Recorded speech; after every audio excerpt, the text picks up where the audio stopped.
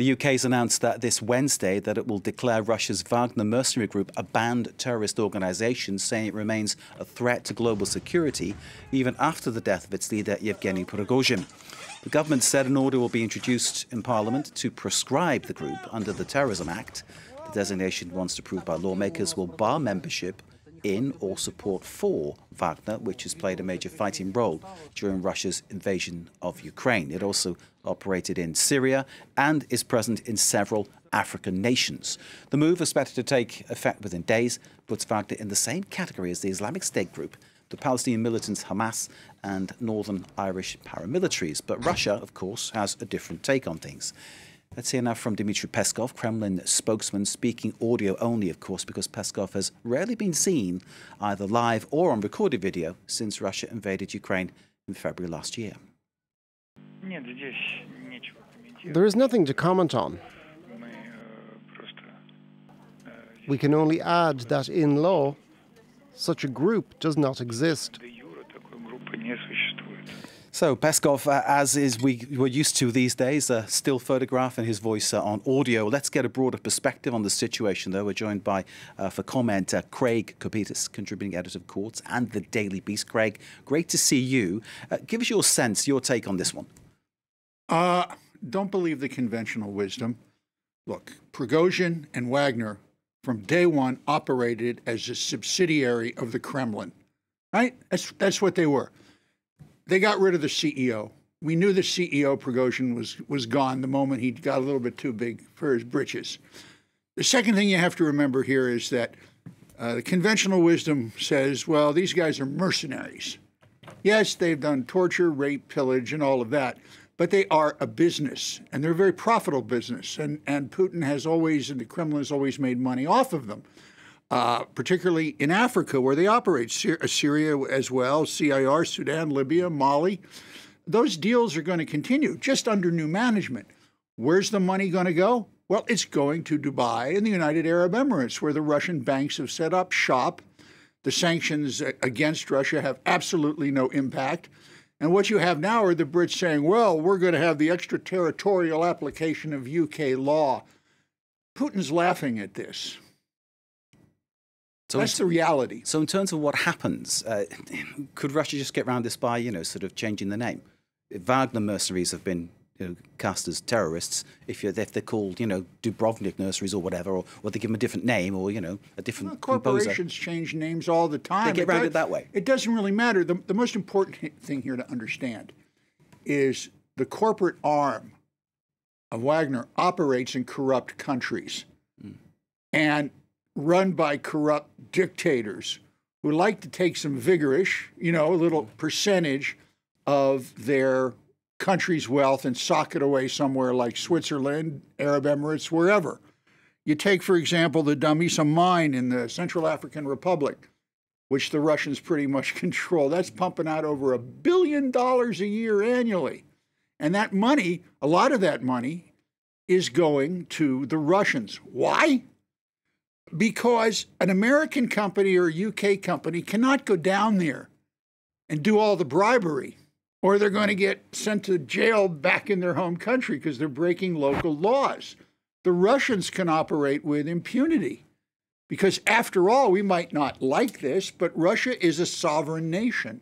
And this is the propaganda that Putin and his folks are selling to the Russian public. Is it nonsense? Yeah, but it's true. They are a sovereign nation. And, of course, that propaganda has been extremely effective in Africa, too, hasn't it? Sort of changing the whole nature of people's thought about which country should be the friendly country, which country has their interests at heart. But if this Wagner mercenary group is classified as a terror group, will that then change how, for instance, foreign aid comes into Africa? Will it change the game a little or a lot? I don't think it will, Mark, for one simple reason. It takes a long time for those kind of elemental, fundamental changes in foreign policy to take place. They don't happen overnight. It'll take months upon months, if not years. And again, you're looking at these countries as Russia. Yeah. Do these leaders really care about their people? You know, I would argue that they do not. That's the reality that a lot of people don't want to face. So if they can deal with a corrupt corporation, you know, Wagner Group, or as you say, change their name, which has from day one been a subsidiary of Kremlin Inc., chairman of the board, Vladimir Putin, they're going to continue to do it. So this is kind of another sense that there is this obviously parallel establishment being set up. You can talk about the Allies, you can talk about the Axis, but some sense of Russia with various states that are almost sort of kleptocracies in some way, shape, or form. Exactly. The Russians have said, this is our way. We don't accept your Western ways. And right now, the United Arab Emirates, Dubai in particular, Abu Dhabi, are welcoming the Russians with open arms. And it's one of those really ironic things, isn't it? Because as countries in the West are moving to try to build relationships with those Gulf states, those Middle Eastern kingdoms, you're exposing for us here this idea that they are operating on a completely different register, on a different way, on a different sort of parallel. Because the West still needs their oil. They need it all boils down to that. It always boils down to that.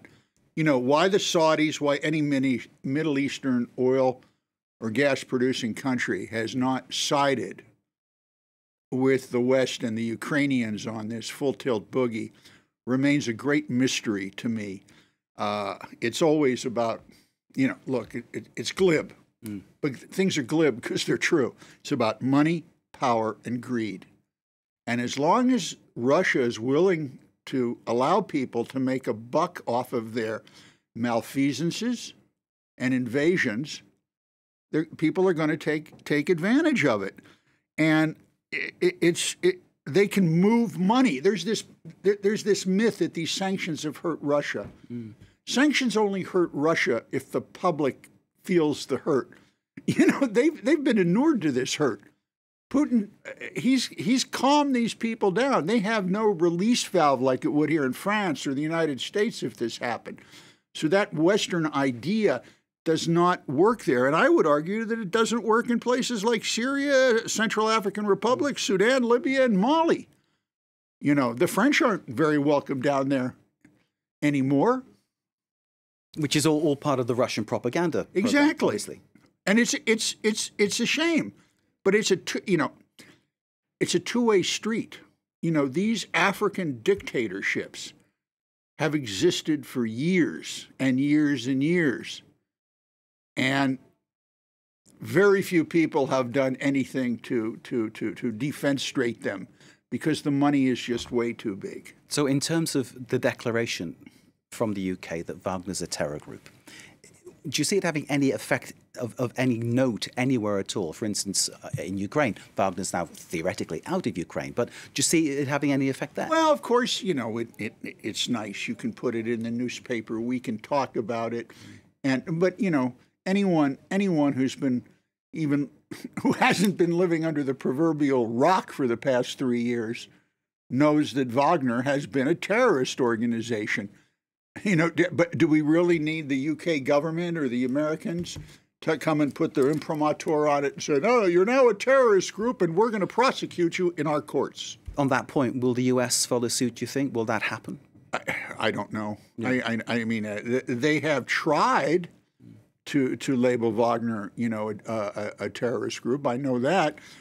There are sanctions against many of the Wagner principals who aren't yet dead. But it goes back, I think our readers, excuse me, our viewers need to understand one really key thing. The Wagner Group was never a separate entity from Vladimir Putin. It was a subsidiary with a CEO of that subsidiary who got too big for his britches. The business will continue. It'll be difficult. They'll have to make some management changes, but they're not going anywhere. Craig Copetas, as ever, thank you very much to see you. Pleasure to see you, sir. Craig Copetas, contributing editor of Quartz and, of course, The Daily Beast. Always a pleasure to see you here on France 24. Great insight there from Craig. Thank you once again.